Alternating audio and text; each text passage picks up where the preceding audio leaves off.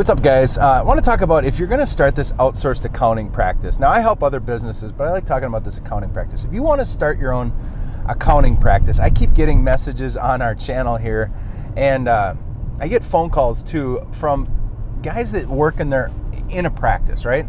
They currently work in an accounting and tax firm, and they really like the idea. They might even be in a Big Four accounting firm.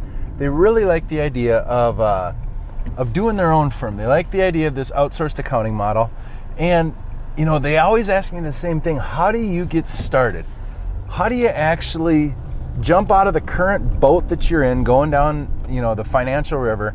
And how do you get and start your own boat? How do you create your own machine? Because it's not easy, right? So you're working in one business, you have a non-compete, right? You can't go do taxes for other people while you work in a tax firm. That's probably the biggest problem. So what's the first step that you take to get in position to have your own business, to start your own practice? Well, I've got some advice about this. First of all, I would recommend that the first thing you do is you start working on your business plan, start working on your business name, get your website all done and totally set up, get your business name, get the website set up, get your social media set up, actually launch it, right? But maybe just don't put your name to it yet. Get everything up and start curing and start writing and developing your business plan.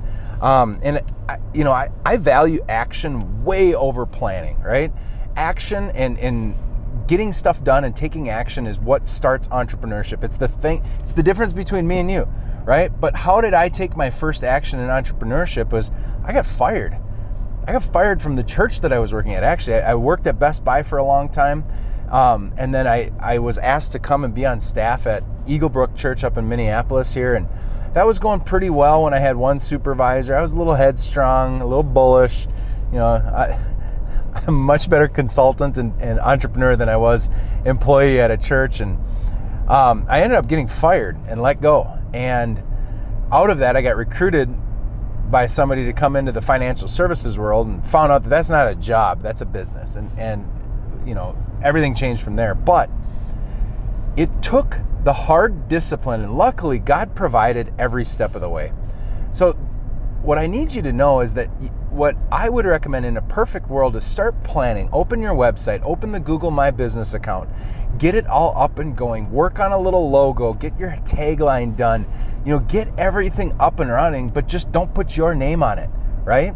So get it up and running so that it's there, so that by the time you intersect with anybody, you have the place to go get a Google review. The second you work for yourself, you can go have your fellow co-workers and other clients go and review you to show that you do good work. So again, this is for people that work in a current firm. The first step is get your plan down, get your messaging down, open up your digital platforms. Just don't put yourself on there, right? But make it. So it'll be different if it's your last name, Knutson Accounting. It'll be a little bit different, but get all that open. That would be the first step. The second thing that I would do, you got to build up a little bit of cash. You got to get ready to build some margin. But more importantly, here's what you've got to do. You need to sober up. You need to make sure you're not drinking. You need to make sure you're not partying. You need to make sure that if you want to open your own practice, doggone it, you better start building margin into your life now. You need to save up cash. And I'm going to hit kind of hard on this, and I'm going to rant for a little bit, so just forgive me. But alcohol destroys your ability to use margin time wisely, okay?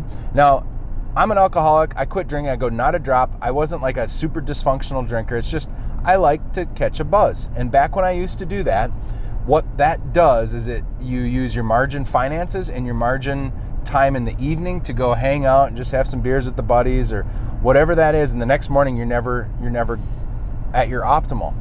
I have found that the people that start their own businesses do not get drunk. They do not go catch a buzz. They do not screw around with alcohol at all. It's almost it's a unique factor. Or if they do, they really got it down to the one specific place where they do it. Successful entrepreneurs and people who start something from nothing, who launch off from their own business to start their own business, they do not allow themselves to have their margin time, their margin finances, their margin mental thinking time get consumed by addictions of any sorts. They don't play video games. That'd be the other thing. And I mean this nicely, but put the Xbox down, put your PC down, quit playing video games, quit drinking, quit smoking weed if you are. So if you're young and you're a student, if you really are about your future and you want to plant a seed so that you can have the most equitable path to stupid amounts of wealth, you got to quit being a child.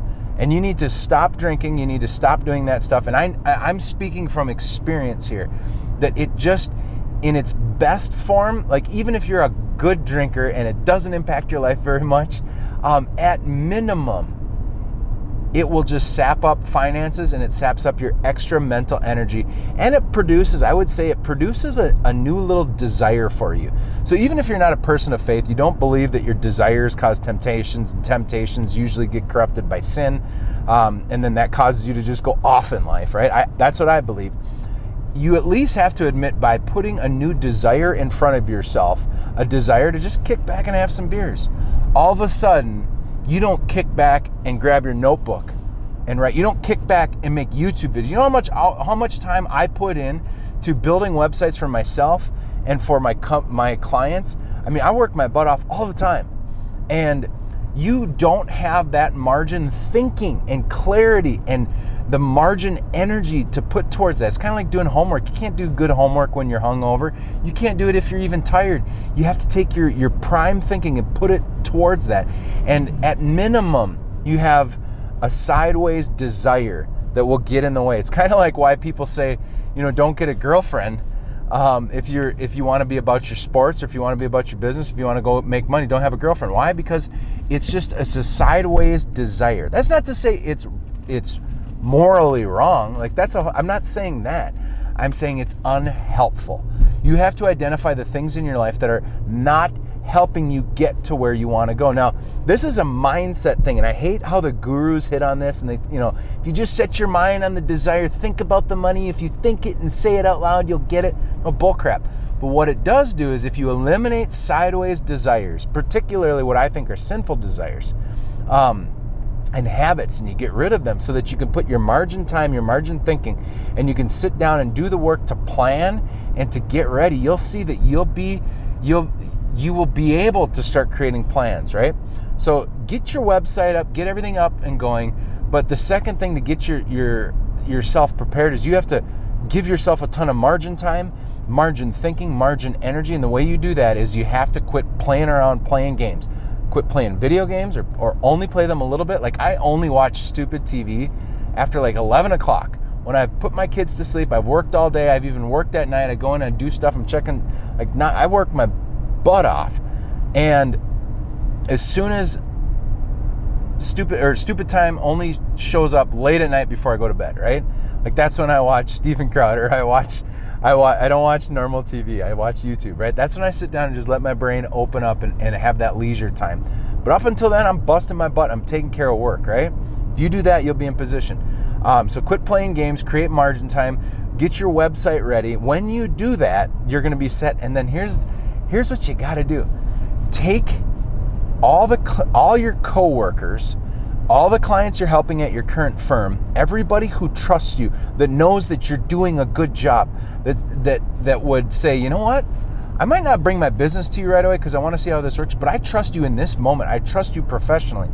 What you need to do is you need to capture that. You need to capture that probably through a Google review in an honest way. Like, you don't have to have them lie about your Google review and say, oh, I did business with Rob, when they didn't. But you can say, hey guys, I opened up my Google review. I was wondering, would you go on there and just frame up that you've worked with me for the last 5 years at this firm, and that I've done a great job, and that you trust me as I move forward, and start building up some credibility on your Google My Business. I would also say get a headshot and do some testimonials. I talk about this in your website. You'll want to set that up and have a little place where there's a very shortened testimonial that just talks about the benefit or the character, whatever it is. So that would be the next thing I would do, is start building up on the background, building up your professional reputation. Now, some of you might not have any of that yet, and I would say, starting a business when you don't have professional experience is really hard.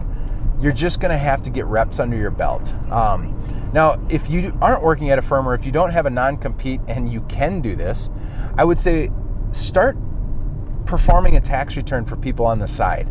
Start doing that kind of thing so you can get some reps under your butt. But here's the final advice. If you want to be able to launch and get going, you're going to have to ride this non-compete pretty close, right? You're going to take your hands off of one steering wheel and put it on another. Just so you know, I'm driving down here. I just have my arms down here, so don't freak out. But what you're going to have to do is you're going to have to start building relationships and start networking. So networking is really annoying. And, most of my videos, one of the core keywords that people search are work from home bookkeeping business. Folks, good paying clients are not going to come to you unless you do in-person prospecting or you create content like this, okay? Because there's a million tax accountants, there's a million people out there. You need to build connections with business owners. You need to at least intersect with business owners. So that's going to be the last thing. You have to start intersecting with business owners and learning about them and networking with them and just finding out about them. And don't do a gotcha, don't go slime them. But if you do those things, if you start your planning, get your planning, your website, your Google My Business, your Facebook, your Instagram, your YouTube channel, your Twitter account, get your business name lined up, get a logo, start investing in that and getting that on there. Launch it. Just don't put your name on it, right? Trust me, you open up a website, ain't nobody gonna find it until you do something. So it's not like you're gonna get in trouble from your boss that you're running that, right? Just have it open. The second thing is you gotta create margin in your life financially and mentally and physically.